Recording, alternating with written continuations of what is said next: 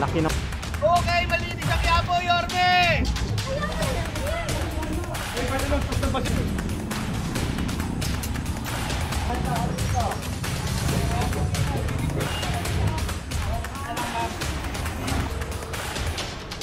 Ayan, so nandito tayo.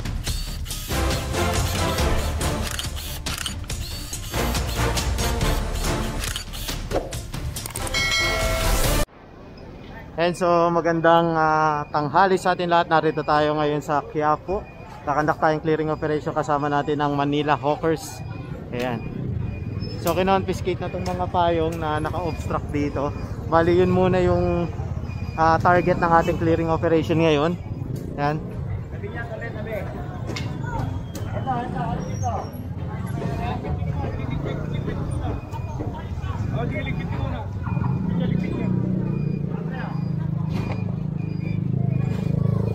Dami na ito oh.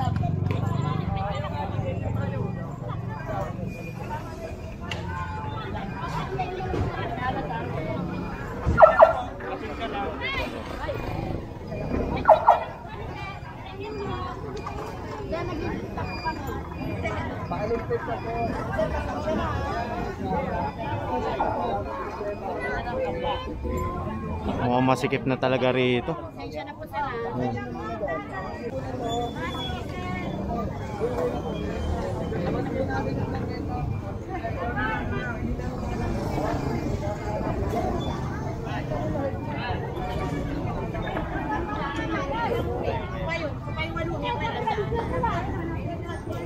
Gilid ito, gilid ito.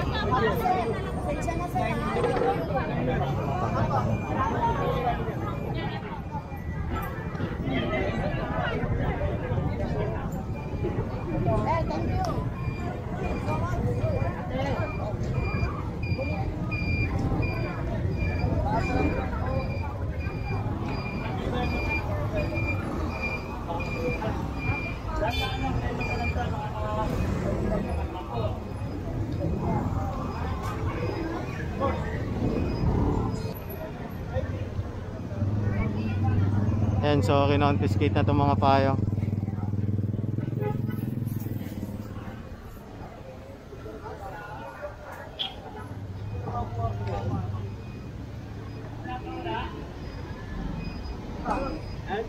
Kaya may may-ari na ito. Ito na pa, hindi bago nyo na ngayon. Pasukin na lang ha. Pati kalat niya ha.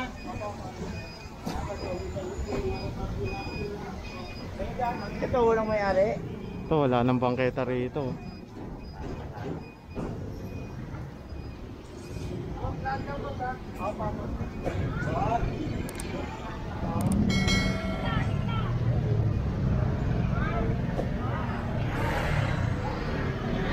Kaya kung titignan natin, maluwag naman dito. As in, wala yung mga vendor dito sa part na to. Konti lang, konti lang.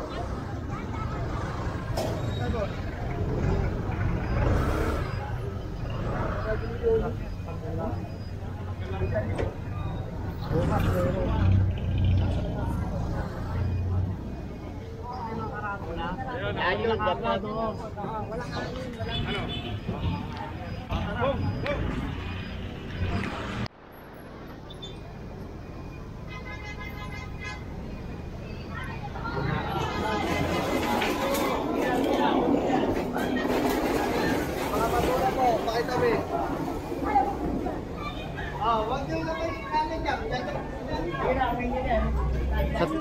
Lagyan na sa chariot.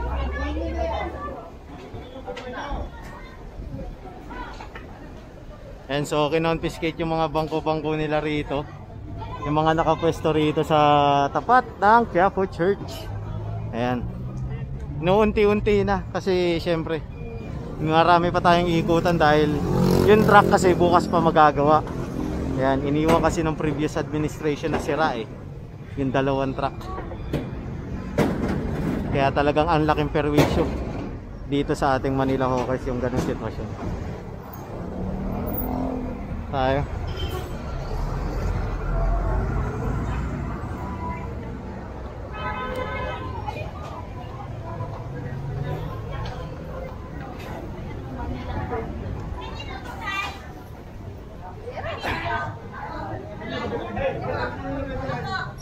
Ay, wag mong ano.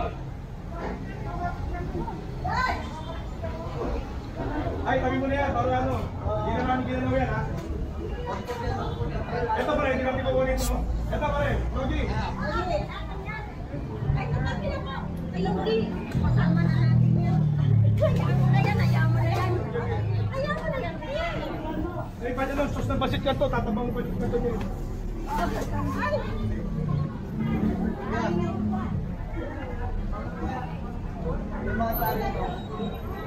Ito.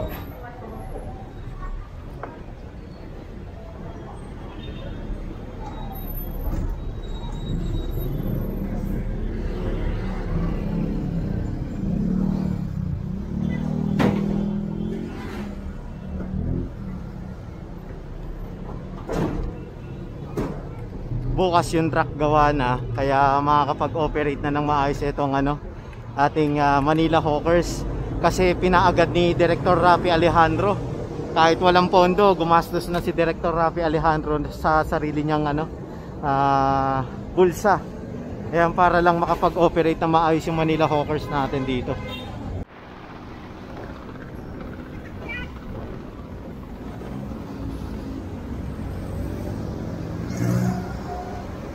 Ayun, nandun pala sa dulo.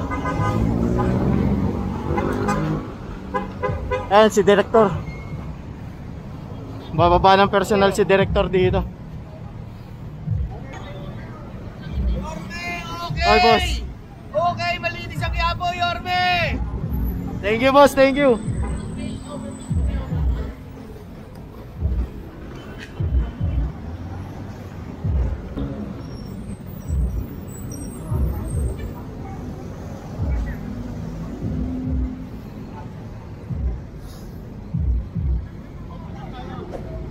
Yan, bali, sasakay na to yung payong na nahuli nila.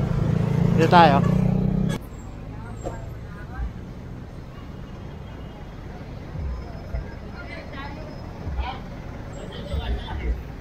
Tayo nyo na lang dyan. Ito yung mga nahuli.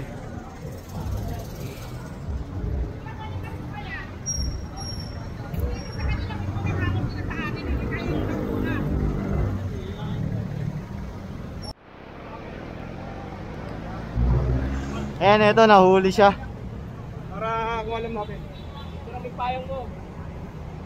Ayan, nahuli. Turo mo, pipicture din kita. Turo mo, turo mo. Kasi hawakan mo. Daming payong eh. Ayan. Sige.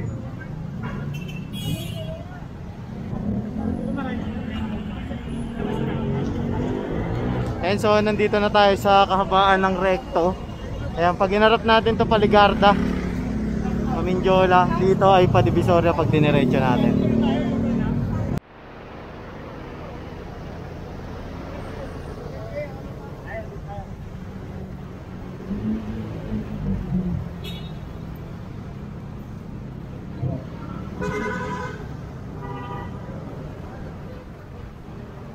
Ayaw, ayaw. Go!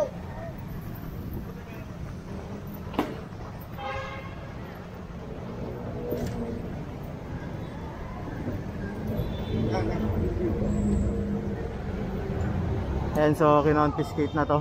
Tali, nakatali.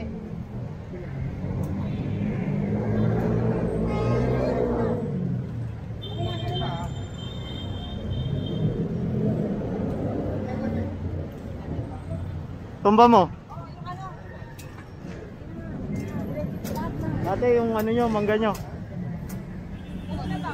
Sa kanila yan, sa kanila.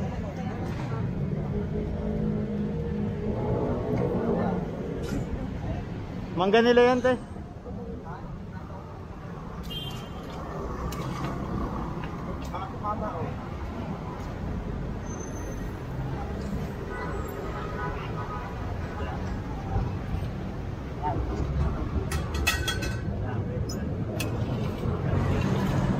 Laki ng payong nila eh. Dito pa sila eh.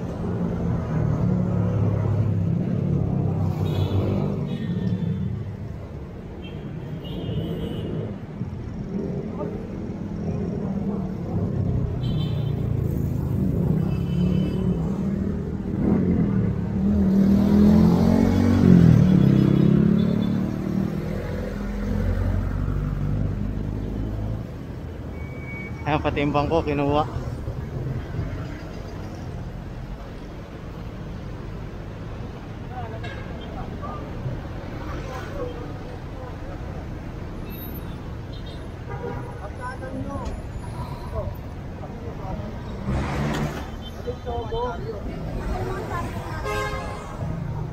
Ayan, na-traffic kasi dun. Kaya nahihirapan sila lumusot. Eh, manipis lang yung daanan kasi ran.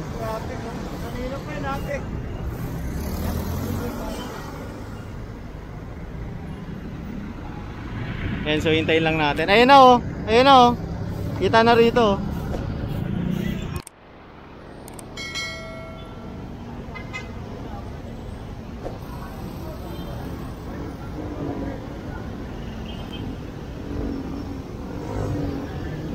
Ito na, yung chariot.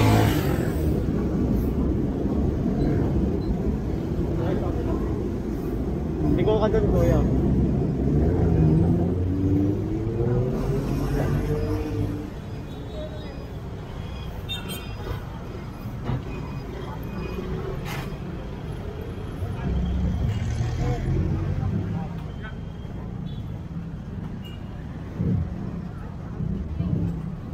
Yan, bali sinakay na itong mga na-confiscate na payong dito sa kabila sa doon. Kasi kung titignan natin, siya lang yung nag-iisa doon, bukod tangi. Okay boss, pasok ka na boss.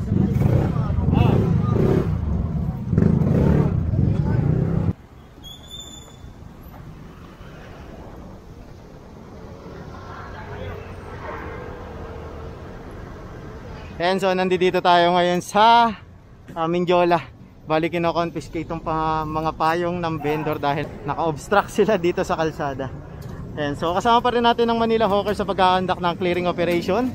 Ayan, bali ito nga kasi ang layunin ng ating local government, ang isaayos ang lahat dito sa lungsod ng Maynila.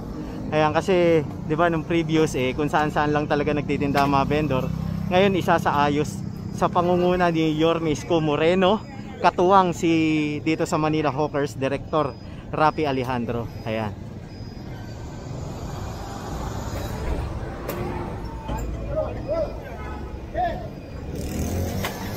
Ha, kinonfiscate lahat. Mga payong-payong. Kasama natin si Tata Mot. Ayan. Lalaki ng payong nila oh.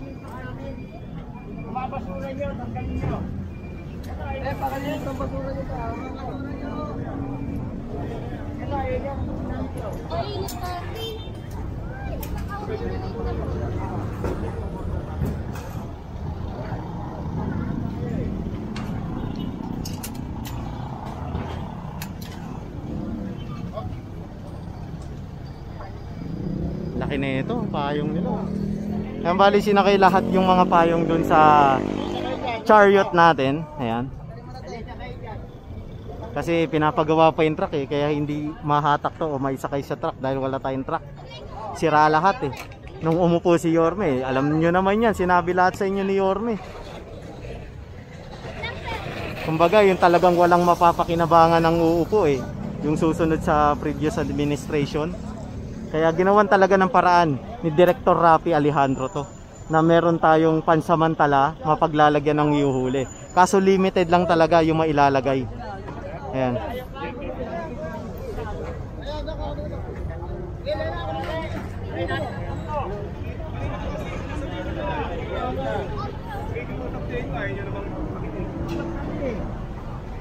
Saan ka pupunta te? Doon ka diretso ka doon.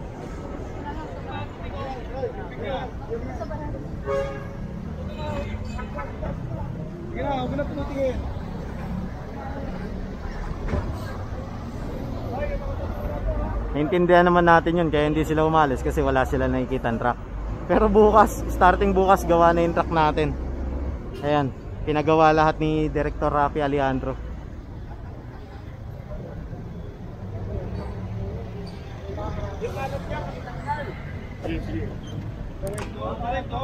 Kasi magre-recto tayo, lulutan tayo ng ng katabi, pabalik tayo, tapos isitan tayo kakala sa Quezon Boulevard.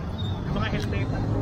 Dito tayo, nakalimutan yung Makikisita tayo. Meron sa labi niya. Ah, saan siya ka? Para kuha lahat. Wala ka din yun. Mauna ka para pagbaba mo, makabahan sila para sabay-sabay tayo. Magkano natin dito? Bate.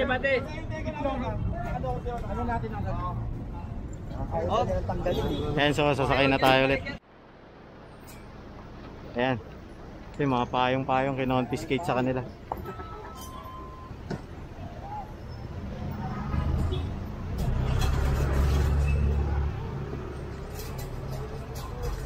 Dami na oh. Meron pa dun sa ano, Hilux eh.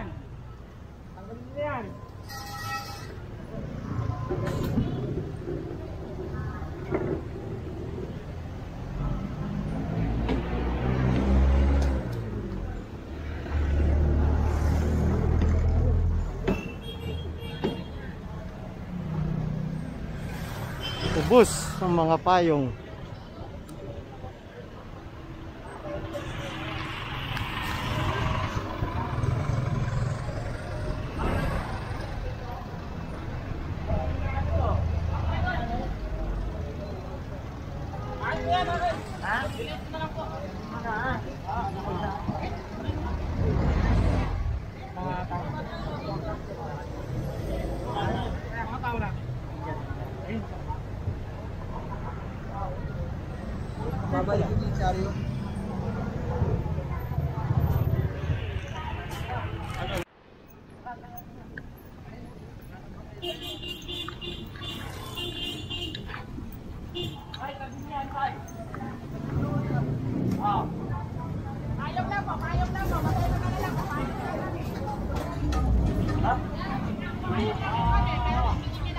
Kaya tatanggal namin yan. Pasok po, ibig sabihin pasok po.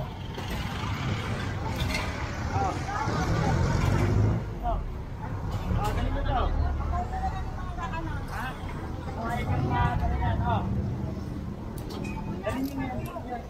Ayan, ang kukumpiskay nila rito yung mga bakal-bakal na nandito. Kung titignan nyo kasi wala nang bangketa rito. Ayan. Eh, ang adikain nga ng ating alkalde ngayon, kinatawan ni Director Rafi dito sa Manila Hawkers, eh, kailangan buksan yung bangketa. Lalo na kapag nakasagabal yung mga vendors natin, di ba? Katulad nito, eh mapipilitang kumpiskahin talaga to. Kasi sinarado nila yung bangketa eh. Kaya kailangan to kunin.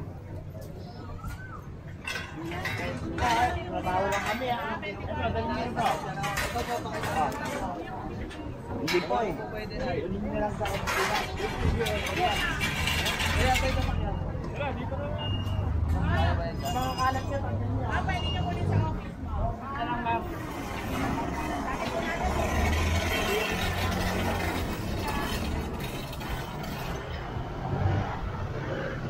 Ayan, so diretso tayo rito. Tignan natin kung paano magkakasya yan o isasakay ito sa Hilux. Sa Hilux, bantay siguro isa rito.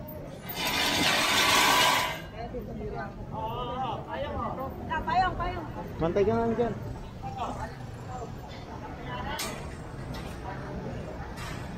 Bakit lang ano?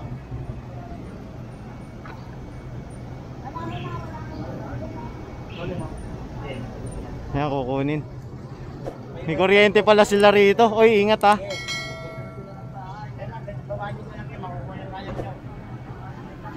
Payong nyo, naka to. Wait lang po, ha? Sa kuyan eh. Usapin nyo po yung pinigil sa akin. Makita yan eh. Ito yung nyo. Ito, kanina na sa isa.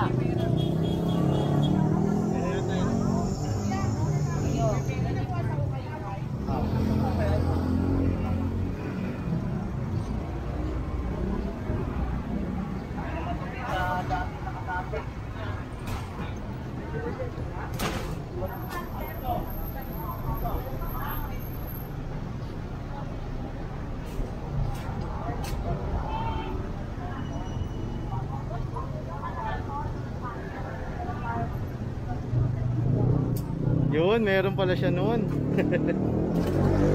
Ayan, bali tinatas-tas lang to para makuha yung payong dahil ang daming abubot. Hindi maisarado-sarado yung payong. Yun.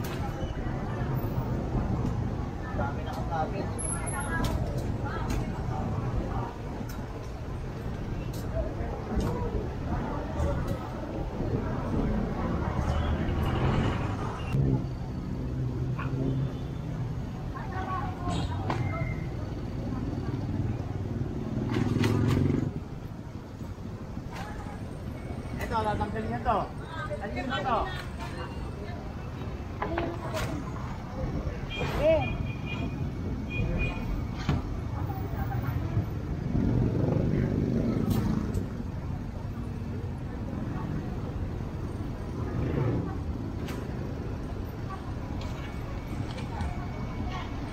Ayan, bali kukunin na to.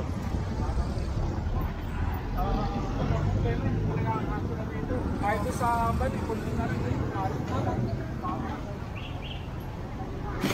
Ayan, sa tingin ko babalik na tayo ng office para i-dump na to doon sa bodega.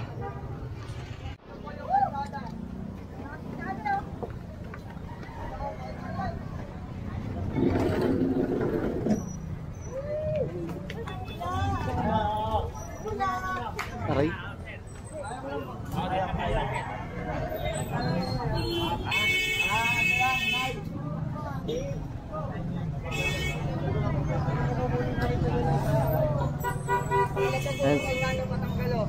Yes, sir.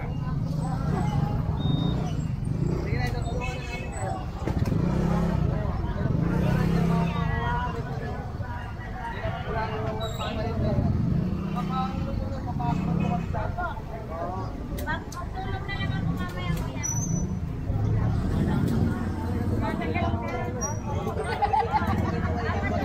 Yan, so hinahanap ko yung street signage. Hindi ko alam kung nasaan tayo.